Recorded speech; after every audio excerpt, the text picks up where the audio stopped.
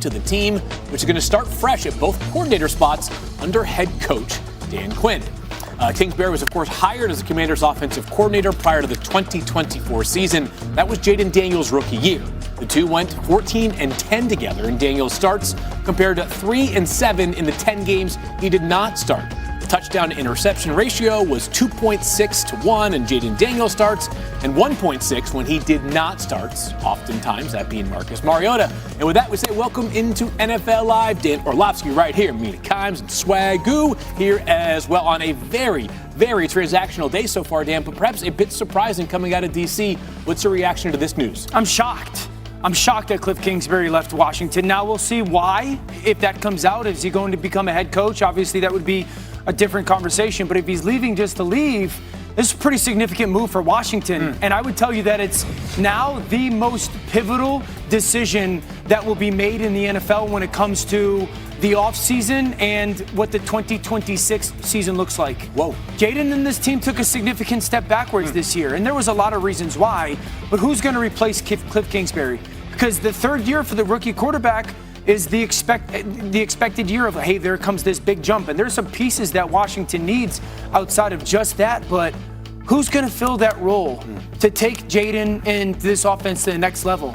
Throw out names. Josh McCown from Minnesota. Is he ready to take the next step? Grant Udinski, who's the offensive coordinator in Jacksonville, does he want to go become his own play caller? Davis Webb, who's in Denver as the quarterback coach, does he take that next step? And then maybe Mike LaFleur, who had to stop Matt's little brother with the New York Jets, now in LA. Like, those are names right now that I think have to be at the top of a list. I'm glad you went with names, Dan, because it feels weird to me. I think weird is the word that I would associate that with. Unless Cliff Kingsbury went into the office of Dan and said, look, man, I want to try to become a head coach again, and the only way I'm going to do that if I leave this position. Now, again, you look at the record and the graphic that Phil just read off, babyface, and it was a lot of success. The injuries are a big part of the loss column for Jayden Daniels as well, not having him for a large majority of some of these seasons. So that's the first thing I thought, just weird. And I know it went bad in Washington this year, which I put more on Jayden not being available and some things obviously around him. But the only thing that I could come up with is Cliff wanted to go become a head coach in this cycle where so many jobs opened up, and felt like the only way he could do it was to get out of this right now so he could start interviewing. But I thought you could do that anyway, and they would grant him permission to do so. So it just feels weird. That's the word I would associate with it. Yeah, part of the reason why I wouldn't love this if I was a Washington fan is there are not many offensive names available, right? Like Dan was listing names. Basically, a lot of those guys are offensive coordinators who don't get to call plays, which maybe could work out. It's a bit of a mystery. Obviously, some of the McVay guys have worked out. But like, we're going to talk about head coaching jobs and head coaching opportunities as this show goes along. I have been hard-pressed to come out with offensive options. There's a lot of really good defensive coaches. This is a bad time to need an offensive play caller in general, I think. As far as what happened in Washington and sort of the job that somebody would be taking, I put it much more on the roster and, frankly, the GM than I do on coaches on both sides of the ball, honestly. Injuries, of course, are not the GM's fault, but this was a very old roster. We knew this coming in. They bet all in on it. And as much as you like the quarterback, I think the offensive line has some good pieces, and you love McLaurin. Outside of that, they got to get younger on offense. So whoever takes this job and understanding the point what you're getting in McDaniel or probably in Jay Daniels and whatnot, you also hope, I think, that they would add some youth on that side of the ball because they really need it. It's an enormous hire. It really is, man. This is a special quarterback, a special player, and you either are going to completely halt where he is, or you're going to take him to the next level. It's an enormous hire. Well, a season of retooling, or an off-season of retooling, was likely coming in Washington. It turns out we needed about 24 hours to get to that retooling with two coordinators now. I got a question. Maybe. Well, Swagoo, here, let's get to the Cowboys, which is, of course, your wheelhouse here, as more news in the NFC East specific to a coordinator Matt Eberflus, one and done. He was fired by the Cowboys earlier today, with Jerry Jones saying, quote, after reviewing and discussing the results of our defensive performance this season, it was clear that change is needed. This is the first step in that process, and we will continue that review as it applies to reaching our much higher expectations. All right, so he was the third defensive coordinator, was Eberflus, in the last 3 seasons for the Cowboys, and it's easy to see why they wanted yet another change. How about this for Cowboys ranks? Points per game, last. Pass yards per game allowed, last. Third down defense, last. Efficiency in EPA, also last. So this was a terrible defense no matter what way you slice it. But Swaggy, I do think it is at least worth positing this question. Was the Cowboys defense last year more of a Matt Eberflus issue or a Cowboys defensive personnel issue? Personnel issue.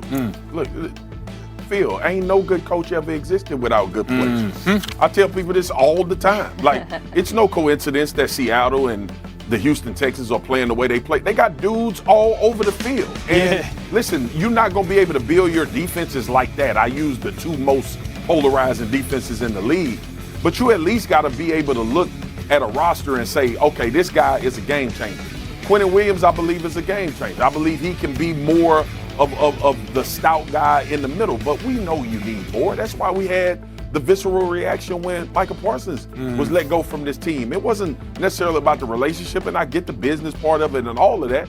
But who on that defense would you line up and say, hey, man, we got to make sure we take care of this guy? No one. Nobody.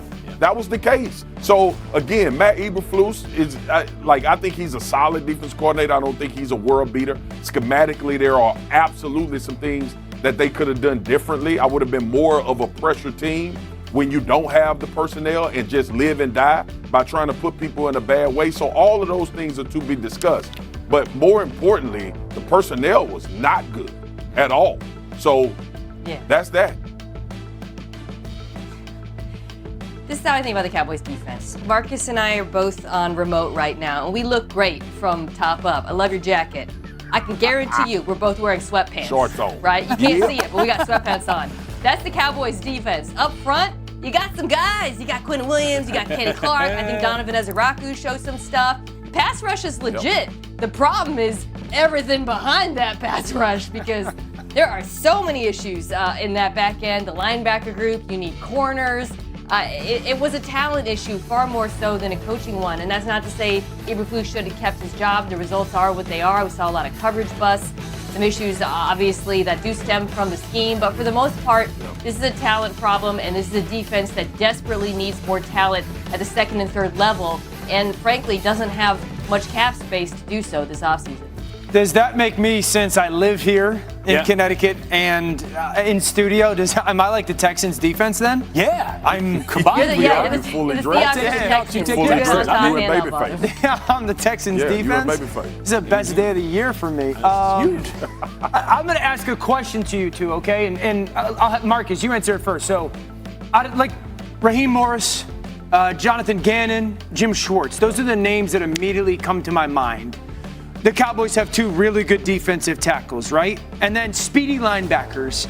Marcus, which out of those 3 guys do you think at least best fits at least that starting point with scheme? And then Mina, you after him.